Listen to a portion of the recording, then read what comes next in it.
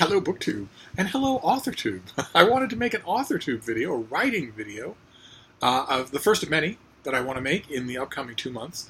And because I haven't done one in a while, I thought I would check in on the actual splinter community of BookTube that is AuthorTube, the community that specifically caters to aspiring authors, professional authors, and writing-related videos. so I hadn't really looked. I'm sure that I was a big fan of AuthorTube when it first was born, but I hadn't really checked in. I tend to upload a lot of BookTube videos, so I hadn't really checked in on AuthorTube, so I, of course, went over to look at what was going on in AuthorTube these days. And I recoiled in horror. AuthorTube has apparently, in the last year, been embroiled in one horrible scandal after another. And I thought, okay, well, it's a large community. It's growing all the time. There are lots of self-published authors, some professional authors, lots of aspiring authors in that community. So if there is just a roiling sequence of scandals, then there'll be a lot of blame to go around. There'll be a lot of people whose names will come up. But no, no, I was wrong. There's only one name that comes up over and over again. A young woman named Kristen Martin. She is the epicenter, the source of all of the scandals that I could find on AuthorTube in the last few months. And when I saw that over and over again, video after video after video, I thought, well, okay, fine. I've been on the receiving end of a social media mob scene myself. I know how out of hand it can make things and how out of proportions it can blow things. So this Kristen Martin person probably didn't do all that much that's wrong. She's probably just made a misstep or a misspeak here or there. It can happen.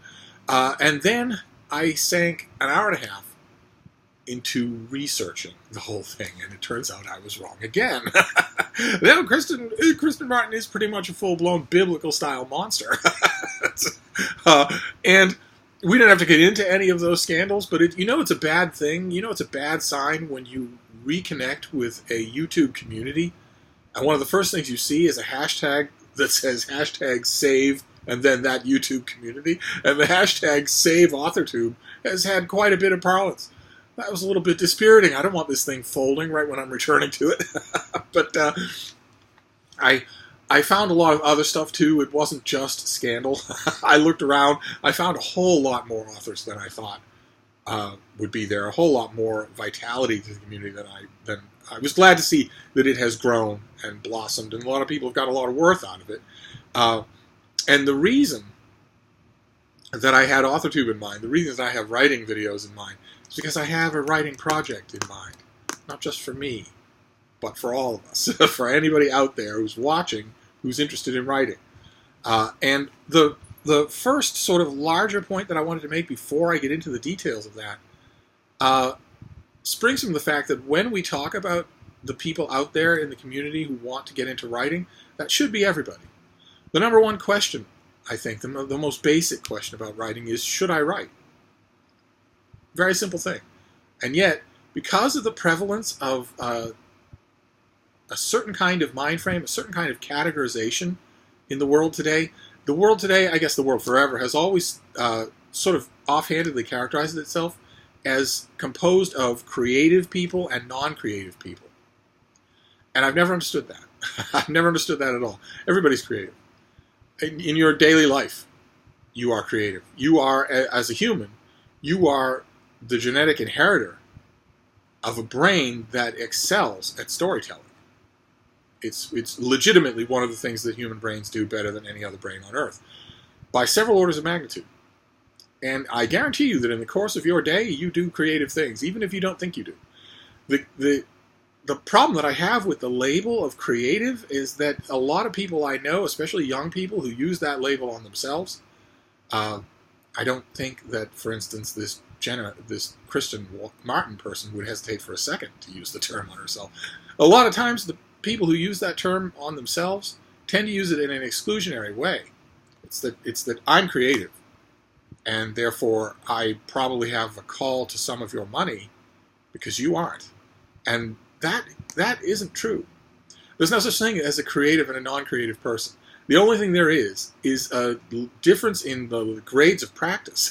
That's all. There are plenty of people, most people, I would argue, go through their life without ever practicing being creative. They don't ever try to do it. And that was the mail, I think. But we're going to push through. This isn't going to be a long video. This is going to be the first of a few writing videos that I'm going to do. The first point that I want to make about writing just in general, before we get to any specifics or any projects or any of the fiendish plans that I have for you, the first point that I want to make is that you should write.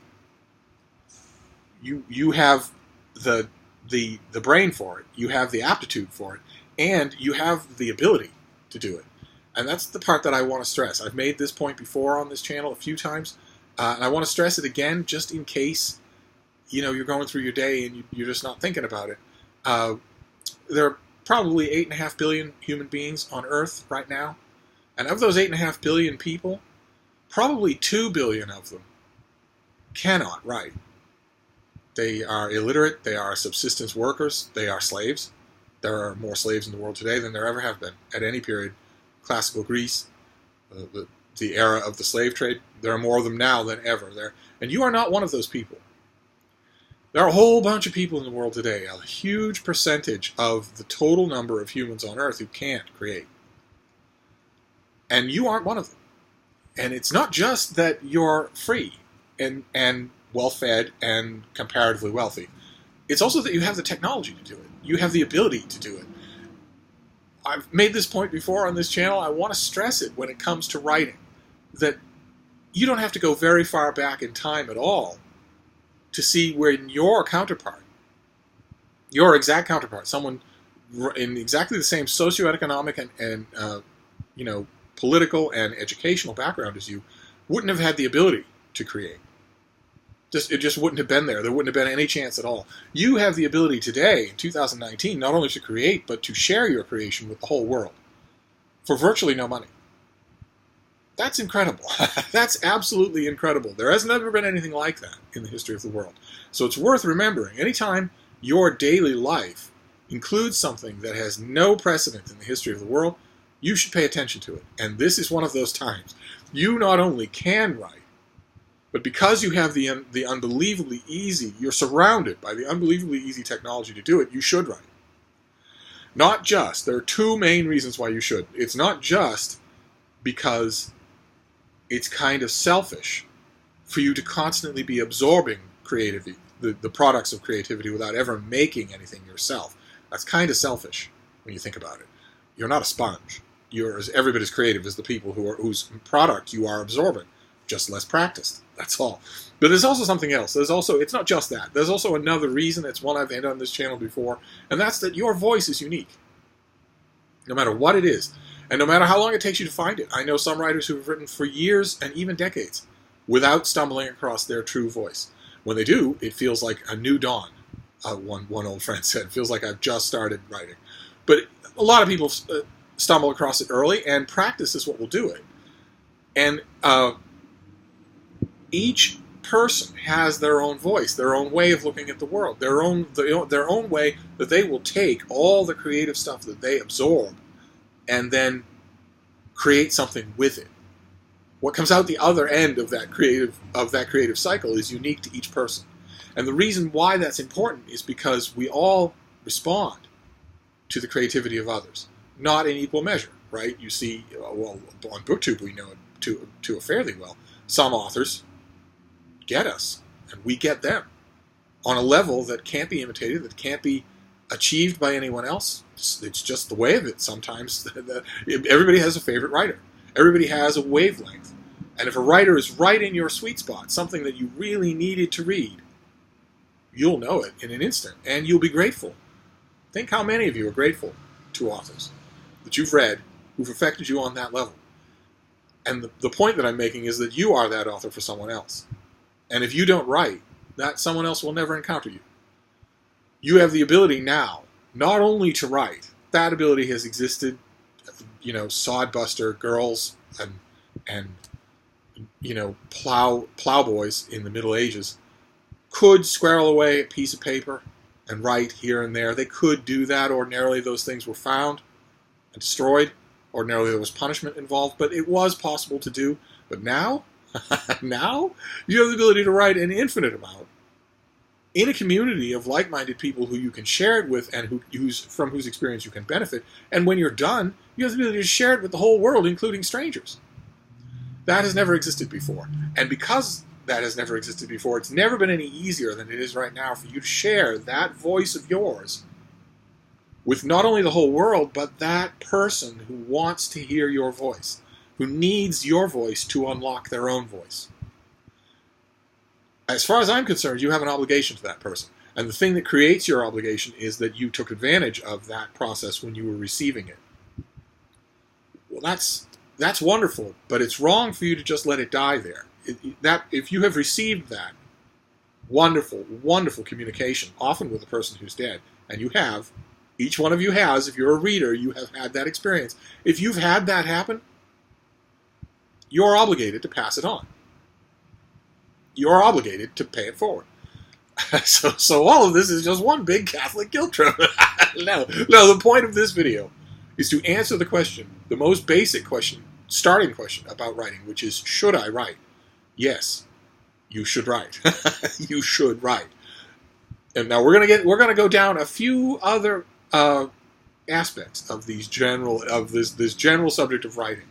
And we're going to do them in a series of videos. So I'll do one. I won't beat this over the head. I want these to be fairly quick videos. The answer to today's question, should you write, is yes, you should write. If you have gone this long in your life thinking there are people out there who write and then there are people out there who don't, and maybe I'm one of the ones who doesn't, you're wrong. You're wrong. I have been doing this a long, long time, talking about it, doing it myself, and also teaching it. And I'm telling you, you're wrong. There is no such thing as creative and non-creative people. It is only a question of practice. That's all. So if you haven't done any practice at all, if you've never written anything, then of course you're going to feel like you're not creative. It's a long process, but it's a fun process. You should do that process. So the answer to today's question, should I write, is yes, you should. You can see how enthused the bean is by this very subject. It's awful hot. It just takes the life right out of her. She'll perk up. But anyway, I'm going to wrap this up for now. We will be back. We will talk a little bit more about writing tomorrow. Thank you, BookTube. And #SaveAuthorTube.